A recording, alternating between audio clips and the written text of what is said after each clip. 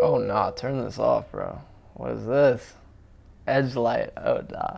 Yo, I'm Dean H, 50% a doghead, 50% ambush. And today I wanted to talk about and kind of elaborate on my view of the pursuit greater than oneself. I mean that in the most general way possible. I think a lot of people, creatives, visionaries, these new wave geniuses, they are seemingly after something that is beyond them, greater than them as an individual, as a person. Maybe it's a movement or maybe something spiritual, otherworldly. I don't know. There's a lot. So I'm gonna get going tight. The first thing I want to talk about is actually something we're all familiar with, birth, the beginning of life. And I wanted to talk about how, now I'm gonna speak from my personal experience, but I don't remember being born. Like I don't remember kind of coming into the world in this flash of light and all these colors and everything around me, and I'm just thinking, wow, I'm born. I don't remember that. I don't have a vague picture or image of it in my head. It's kind of just blank, And I think there's a very key reason, and that is that you are so overwhelmed with things when you are born. Like literally, you never truly perceive light for the first time, and it's entering your retinas right now. Your brain has to process it and capture it, and all this stuff. And you're hearing voices, hospital noises, all this stuff. It sounds overstimulating, like I'm gonna keep it modern with those terms. That is why you don't remember it, because you're intaking so much. Speaking on infancy, when you're an infant, you're soaking up knowledge. You're like a little receptacle of all these things around you. I wanted to take a look at this UNICEF article that I think really scientifically articulates it. As you can see, it's saying that science shows that life is a story for which the beginning sets the tone. That makes the early years of childhood a time of great opportunity, but also a great risk. And I want to also draw attention to this big quote here. In the first few years of life, more than 1 million neural connections are formed each second, a pace never again repeated, or never repeated again. And that's just crazy. Like your brain is literally weaving this spider web of all this stuff. And it's because it's working with a blank canvas, there's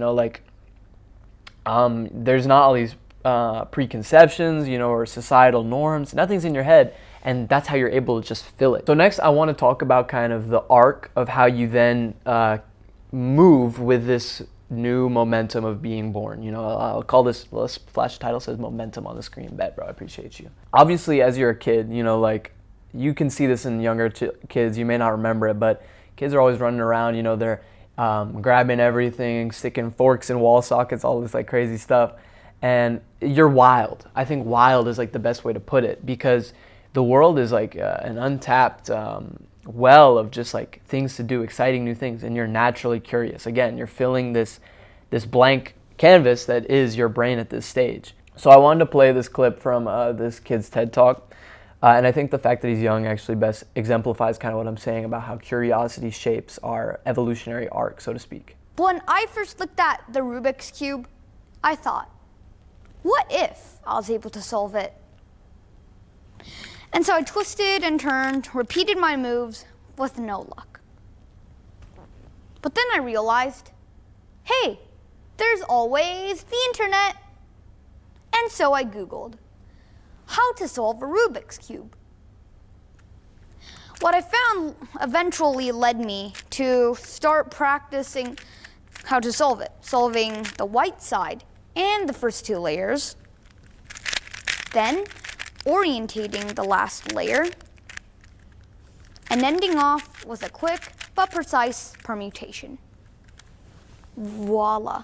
It's pretty tough, I won't lie. He low-key solved that junk way better than I could. But I think it really talks how a lot of our human development stems from our natural curiosity. Again, filling this blank canvas. Like you look at a Rubik's Cube, I bet you try and solve a Rubik's Cube the first time you saw one. I did the same.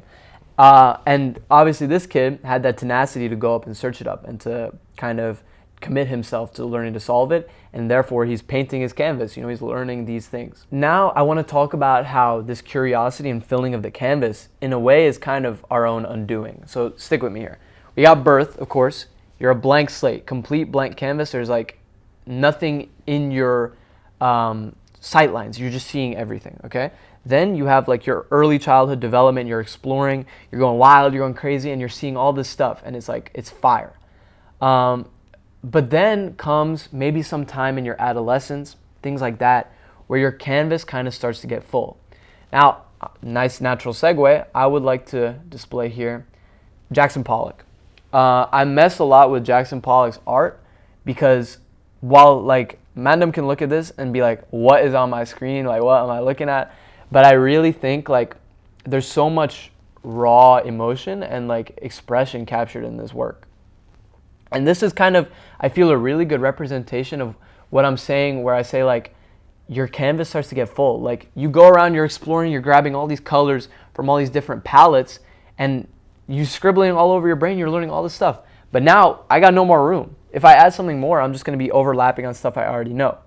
And so then at this point, at this stage in like life and development, I think we start to narrow kind of our goals and our ambitions to things that are more what we consider relevant. Like, you know, I want to become fit now. Let me start going to the gym. I want to fit in at school. Let me kind of develop my personality in a way that best suits that.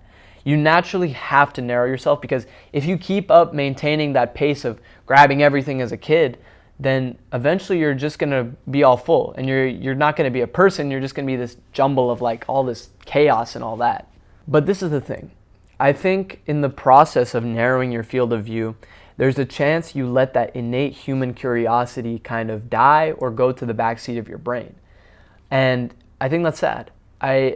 I think it's something that should be avoided. And I think for a lot of people, I would say myself included, you try to recapture, in a sense, that inquisitiveness of your youth. Because it's built into you. Every human has it built into them, that kind of fascination, that desire for exploration, and that desire to fill up the canvas. It's always there.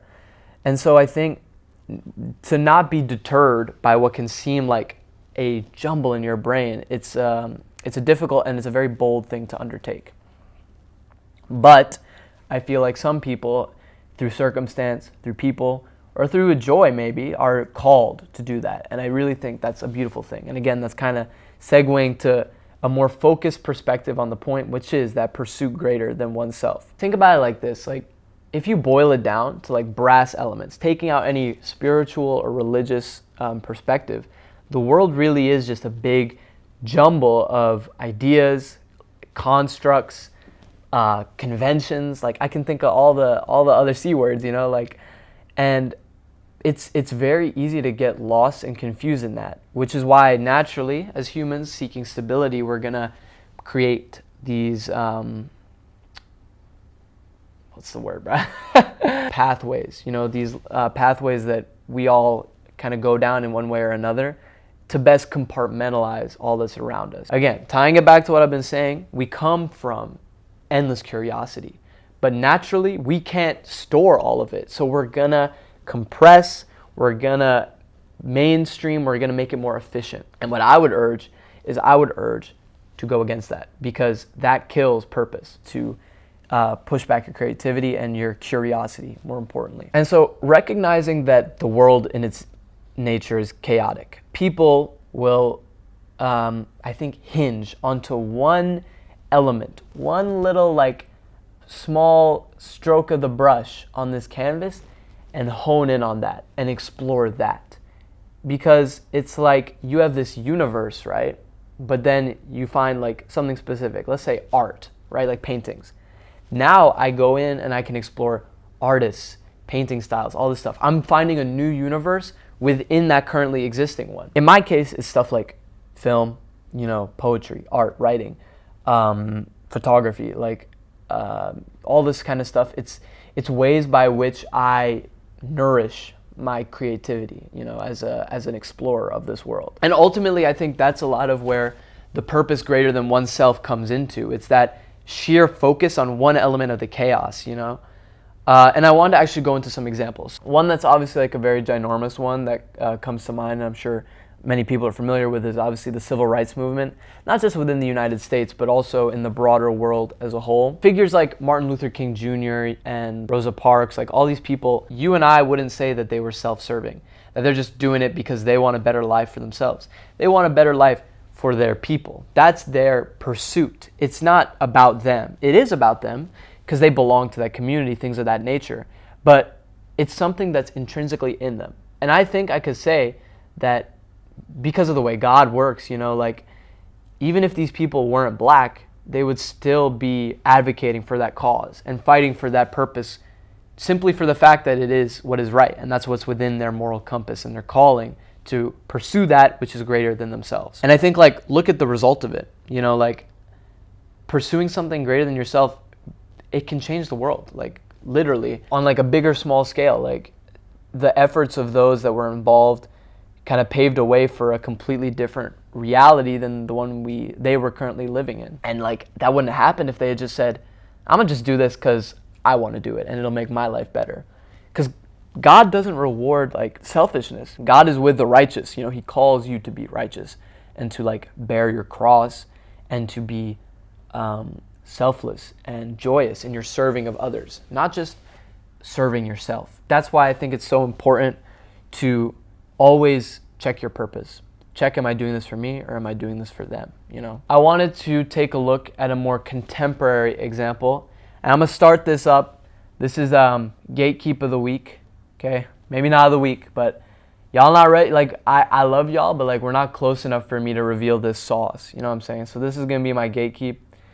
Shout out in the comments what website you think this is. So we all watch Marty Supreme, right? Like, if you know me, if you're friends with me, like, I won't stop talking about it. Matter of fact, like I think you can say that I enjoyed the movie. It was a good, like, cinematic viewing experience. Like, maybe, just maybe, I liked it. But I actually wanted to talk about this, and I'll show this clip now from the movie if you kind of haven't seen it yet, and then I'll kind of go off it there, giving more context. All right, I gotta tell you something, Rachel. All right, it's not intended to be mean. I have a purpose. You don't. And if you think that's some sort of blessing, it's not. It puts me at a huge life disadvantage. It means I have an obligation to see a very specific thing through. And with that obligation comes sacrifice, okay? My life is the product of all the choices I've had to make. Your life is the product of, I don't even know what your life is the product of. You're just making it up as you go along. That's the kind of person you are. That's not the kind of person I am, okay? Obviously, the tagline of the movie is Dream Big. And Marty Mauser, the protagonist, he's very laser focused on this idea of being the greatest ping pong player in the world. That's all he does, and that's all he talks about, and everything he does, as he says here, like, all of these choices he's made have shaped him into the person he's going to be. And he feels as though this purpose of his it's not something that he just put on himself. It's something that he was innately born with. And I think this film really does such an amazing job of exploring almost that entitlement of, like, your early 20s. Like, you have all these big ambitions and dreams, and they're yours. And at the end of the day, you think because you have those dreams, you're entitled to have them fulfilled and, like, see them fully realized. And I think the movie does a great job at not promoting that mentality. But like I said, like, I think this is, again, a case of picking that one niche within the chaos and pursuing something that ultimately you become so infatuated with that it becomes more than you. You know what I mean? Like, this Marty's dream can't be just personified as Marty's dream. It's almost like his destiny. It's something divine in a sense. A big thing this movie does, which is very, very smart, is it doesn't just give Marty what he wants because he worked hard. At the end of the day, the whole movie is about Marty changing as a person.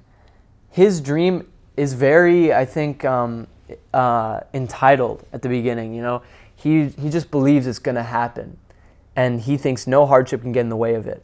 But what he learns throughout is that as you change, your dreams will change. Your purpose will change as you get these events or people in your life from God. They teach you that maybe you need to go down this path that you didn't even know was in alignment with what your purpose was, but it really was. And that's why, again, like, when you're dealing with the chaotic nature of a reality, you need to, in yourself, embrace that chaos. You need to be ready to kind of go with the punches, flow with the river, etc. Like platitudes.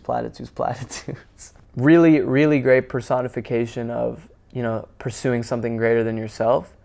But also, this is the thing, like, I think it's what I said earlier, where you need to check your own self. You need to think, why am I really doing this? Is this dream for others? Is it just for me in the moment? Is it just going to feed my ego, or is it going to actually accomplish what I was set to do? Is it going to really give me that sort of divine fulfillment that only God offers through the purpose he assigns you. That segues naturally into like my broader kind of, I think, message. Firstly, pursue something greater than yourself. Search for that thing. I think everyone has it. It really scales to you and what God has in mind for you. Your greater calling and purpose could just be helping your family or those around you, or even like donating to charity, things like that. Be open, I'm saying. Like, these are just examples. It is great, because it's from God. It is. And you have to find that. You have to listen to it. You have to be receptive to it. And once you have it, just run with it. But at the same time, embrace the chaos of the world. At the end of the day, we live in it. We were born into it. And what did we do? We were chaotic. Like, it's our nature as beings. So don't just reject it. You can't be unmoving and just plant your foot and say, this is me, this is my dream. Because then it's just about you. It's not greater than yourself. It's just about you. It's about your pride, etc. So be firm, but pivot and adapt, learn. Big one is learn, and trust in God. It's about trust because God has your purpose set out. He has those events perfectly curated to get you down your timeline to where you need to go. So just have faith and trust, and at the end of the day, just live. I urge you to live and keep that curious spirit, just as Reverend Martin Luther King Jr. did, Rosa Parks did, Marty Supreme did, just as we all did at some point in our lives. From when we were born to wherever we are now, however early you stopped, it's never too late to start again. And so I urge you to be curious and to pursue like your life depends on it.